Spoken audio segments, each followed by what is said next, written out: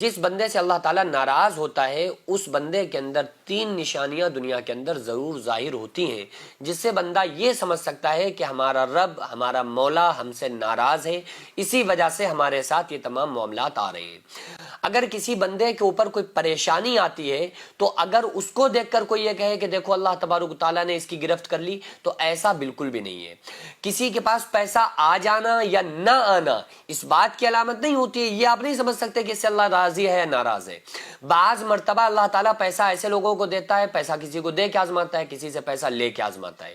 لیکن وہ کون سی نشانیاں ہیں جس سے بندہ یہ سمجھ سکتا ہے کہ ہمارا رب ہم سے ناراض ہو چکا ہے اور ہمارا رب ہم سے ناراض ہے؟ قرآن مقدس میں اللہ تبارک و تعالیٰ نے ارشاد فرمایا ان بطش ربک لشدید، کہ بے شک اللہ کی پکڑ بڑی سخت ہے۔ اللہ تعالیٰ ظالم کو ڈھیل دیتا ہے لیکن جب پکڑتا ہے تو چھوڑتا نہیں ہے۔ تو پہلی چیز تو یہ ہے کہ جس بندے سے اللہ تعالیٰ ناراض ہوتا ہے اس سے اپنے ذکر کی توفیق کو چھین لیتا ہے، کیونکہ دنیا کے اندر سب سے بڑی اگر کوئی چیز ہے تو وہ ذکر اللہ ہے، اللہ کا ذکر ہے۔ قرآن میں خود اللہ تعالیٰ نے فرمایا وَلَذِكْرُ اللَّهِ اکبر، اللہ کی یاد سب سے بڑی چیز ہے۔ اور ایک اور جگہ اللہ تعالیٰ نے فرمایا یا ایھا الذین آمنوا اذکروا اللہ ذکرا کثیرا، اے ایمان والو اللہ کا خوب ذکر کیا کرو۔ اور سبح للہ ما فی السماوات و ما فی الارض، جو چیزیں آسمان و زمین میں ہیں سب اللہ کا ذکر کرتی ہیں، سب اللہ کی تسبیح بیان کرتی ہیں۔ آقا علیہ الصلوۃ والسلام نے ارشاد فرمایا جو اللہ کا ذکر کرتے ہیں وہ زندہ ہیں، اور جو اللہ کا ذکر نہیں کرتے وہ مردہ ہیں بلکہ مردار ہیں۔ تو پہلی نشانی کون سی ہوتی ہے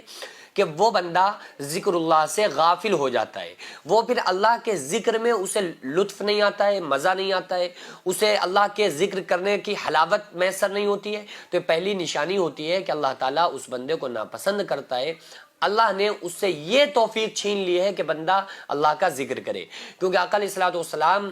کی حدیث کا مفہوم ہے کہ انسان کی زبان ہر وقت اللہ کے ذکر سے تر رہنی چاہیے، ٹھیک ہے۔ اور اسی کے ساتھ بندے کو عبادات سے دوری پیدا ہو جاتی ہے۔ دوسری نشانی کیا ہے کہ وہ نماز سے دور ہے، عبادات سے دور ہے، اور جب کوئی بندہ نماز پڑھتا ہے تو ذکر اس میں آٹومیٹک شامل ہو جاتا ہے آلریڈی، کیونکہ وہ نماز پڑھ رہا ہے تو اللہ کی تسبیح بیان کر رہا ہے، تو ظاہر ہے کہ وہ ذاکرین میں تو آ گیا لیکن مکمل طرح سے وہ ذاکر نہیں بنا، کیونکہ ہر وقت جب بندے کی زبان اللہ کی یاد سے، اللہ کے ذکر سے تر و تازہ رہتی ہے وہ بندہ مکمل طرح سے ذاکر بن جاتا ہے۔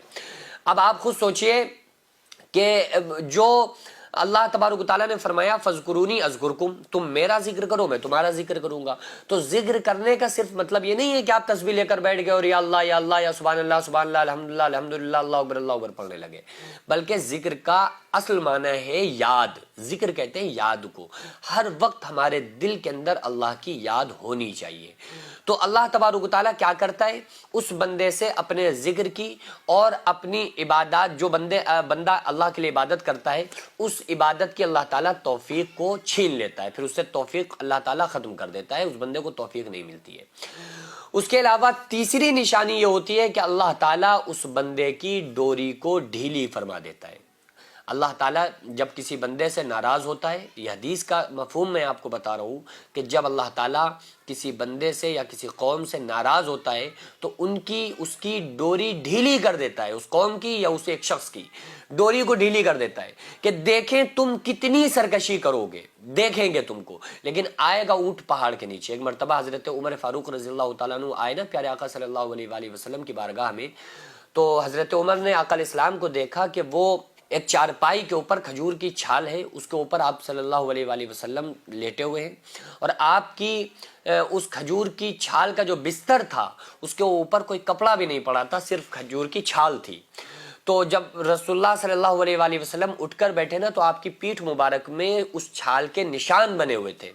تو حضرت عمر کے آنکھوں سے آنسوؤں کا سمندر جاری ہو گیا، فرمانے لگے یا رسول اللہ صلی اللہ علیہ وآلہ وسلم یہ قیصر و کسریٰ، یہ دنیا کی حکومت ہے، یہ تو دنیا کی حکومت ہے، قیصر اور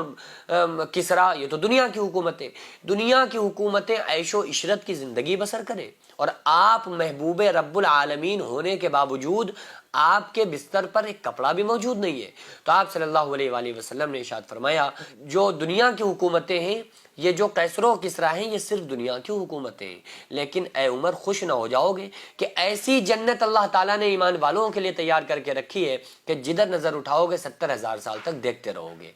ایسی دودھ شہد کی نہریں بہ رہی ہیں. اور للذین اتقوا عند ربہم جنات تجری من تحتها الانہار, ان پرہیزگاروں کے لیے اس کے رب کے یہاں ایسی جنتیں, ایسے باغات ہیں جن کے نیچے نہریں جاری ہیں, وہ ہمیشہ اس میں رہیں گے. وازواج مطہرۃ ورضوان من اللہ, اور پاک ستھری بیویاں ہیں, اللہ کی رضامندی ہے, اللہ تعالیٰ اپنے بندوں کو خوب دیکھ رہا ہے. تو اللہ تبارک و تعالیٰ جس بندے سے ناراض ہوتا ہے اپنے ذکر کی توفیق کو چھین لیتا ہے, نماز کی عبادات کی توفیق کو چھین لیتا ہے, اور اس کی ڈوری کو ڈھیلی کر دیتا ہے کہ اب دیکھیں گے تم سرکشی کہاں تک کرتے ہو. لیکن اللہ ظالم کو ڈھیل دیتا ہے, لیکن جب پکڑتا ہے تو چھوڑتا نہیں ہے. ابھی ضرورت ہے جو جینس مدرسہ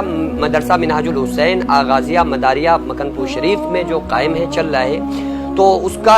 صرف ایک ہال ہے جس میں بچے رہتے بھی ہیں. جو بیرونی بچے ہیں وہ وہیں رہتے ہیں, وہیں کھاتے ہیں, وہیں پیتے ہیں. جن کے رہنے کا بھی کوئی پروپر کوئی ان کے رہنے کا کوئی ہال یا کوئی رہنے کے لیے ہاسٹل کمرے وغیرہ موجود نہیں ہیں, جس کی چھت پر انشاءاللہ تعالیٰ اگر کچھ کمرے بن جائیں تو بچوں کے رہنے میں اور اساتذہ کے وہاں پہ رکنے میں کچھ آسانی ہو جائے. کیونکہ پورا مدرسہ جو بنا ہے, اللہ رب العزت کی قسم کھا کے بتا رہا ہوں کہ بغیر کسی فنڈنگ, بغیر کسی چندے کے بنا ہے. جو اللہ نے مجھ سے کام لیا, میں نے خود کام کیا, اور یہ آپ کو فوقیت کے لیے نہیں بتا رہا ہوں بلکہ صرف آپ کے حوصلے کے لیے بتا رہا ہوں. تو اس کے لیے تعمیری کچھ کام ہونا ہے. آپ لوگوں سے خصوصی گزارش ہے کہ اس میں اس کار خیر میں تعاون کریں, اس کام میں حصہ لیں, تاکہ ہمارا یہ جو کام ہے, یہ جو مشن ہے, یہ کمپلیٹ ہو سکے. اللہ تبارک و تعالیٰ اس کا صلہ ہم کو عطا فرمائے.